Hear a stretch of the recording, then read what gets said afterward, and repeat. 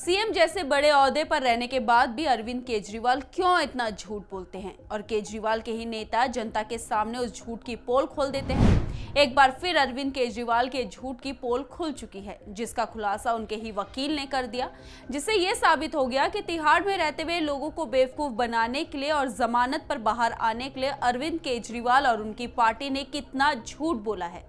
Ion Bharat की exclusive report में आज आपको पता चलेगा कि अरविंद केजरीवाल ने कब, क्या और कितने झूठ बोले हैं। नमस्कार, मैं मंजू रुधियाल और आप सभी का स्वागत है आयन भारत में। अगर अभी तक आपने हमारे चैनल को सब्सक्राइब नहीं किया है तो जल्द ही आयन भारत को सब्सक्राइब कर लीजिए। दिल्ली शराब घोटाले में मुख्यमंत्री अरविंद केजरीवाल इस वक्त तिहाड़ जेल में हैं, लेकिन जेल जाने से पहले केजरीवाल के एडवोकेट ऋषिकेश कुमार ने राउज एवेन्यू कोर्ट के बाहर क्या कहा, पहले ये ध्यान से सुन लीजिए। अरविंद केजरीवाल को 12 जुलाई को अदालत में पेश किया जाएगा। हमने कोर्ट से उनकी शुगर की दवाई, टेस्टिंग किट और घर का खाना उपलब्ध कराने की मांग की थी। इस पर कोर्ट ने कहा कि अरविंद केजरीवाल को वो सारी सुविधा दी जाएगी जैसा कि उन्हें ईडी की कस्टडी में दी जाती थी। यहाँ गौर करने वाली बात यह है कि केजरीवाल के वकील ने ये बोला कि हमने अरविंद केजरीवाल की शुगर की दवाई, टेस्टिंग किट और घर का खाना उपलब्ध कराने की मांग की है, जिसे कोर्ट ने मान लिया है और ये कहा है कि जो सुविधा ईडी की कस्टडी में मिलती थी वो सारी सुविधाएं अब भी अरविंद केजरीवाल को मिलेगी।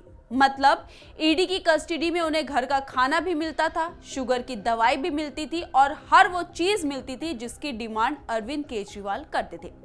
जब सरजी को जेल में सब कुछ मिल रहा था तो अरविंद केजरीवाल, उनकी पत्नी सुनीता केजरीवाल और उनकी पार्टी ने क्यों झूठ बोला था कि अरविंद केजरीवाल को तिहाड़ में मारने की कोशिश की जा रही है, वो शुगर के मरीज हैं और उन्हें दवाई नहीं दी जाती है। क्यों अरविंद केजरीवाल ने जमानत पर बाहर आने के बाद ये बोला था कि तिहाड़ में उन्हें इलाज नहीं मिल रहा, उन्हें घर का खाना नहीं दिया जा रहा। इतना ही नहीं, आम आदमी पार्टी ने तो ये तक कहा था कि तिहाड़ में केजरीवाल को इंसुलिन नहीं दी जा रही है, जबकि वो शुगर पेशेंट है जो उनके लिए बहुत जरूरी है। आपने तिहाड़ के बाहर प्रदर्शन भी किया था और हाथों में केजरीवाल को इंसुलिन दो की तख्ती लेकर नारे भी लगाए थे। उस वक्त तो आप नेताओं का ये कहना था, लेकिन आज उनके ही वकील ने कबूल कर लिया है कि केजरीवाल को ईडी की कस्टडी में वो सारी चीजें दी जाती थी जो एक शुगर पेशेंट को दी जानी चाहिए थी। ऐसा पहली बार नहीं है जब केजरीवाल ने झूठ बोला हो, बल्कि इससे पहले भी अरविंद केजरीवाल और उनकी पार्टी कई बार झूठ बोल चुकी है। शुरुआत में अरविंद केजरीवाल ने कहा था कि मैं इनकम टैक्स कमिश्नर था, खूब पैसे कमा सकता था, लेकिन इस पर आईआरएस एसोसिएशन ने कहा कि अरविंद केजरीवाल कभी कमिश्नर नहीं रहे।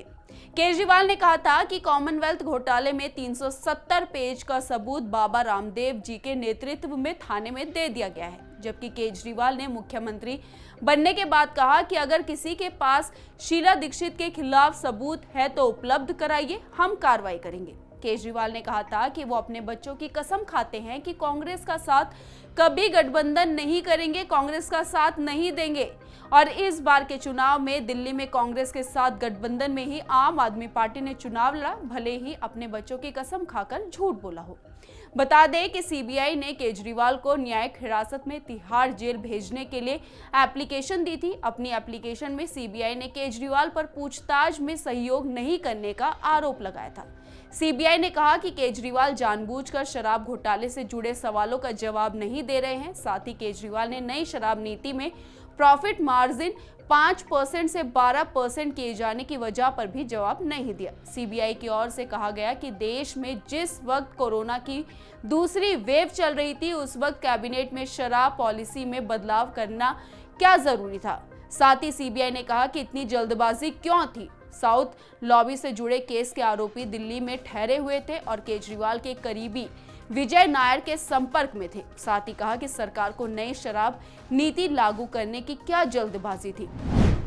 सीबीआई ने कई सवाल अरविंद केजरीवाल से पूछे, लेकिन केजरीवाल के पास कोई जवाब नहीं था। हर बार अरविंद केजरीवाल झूठ बोलते हैं और हर बार उनके झूठ की पोल खुल जाती है। ऐसी तमाम स्टोरीज को देखने के लिए आयन भारत को सब्सक्राइब कीजिए और हमारी वीडियो को ज्यादा से ज्यादा शेयर कीजिए। धन्यवाद।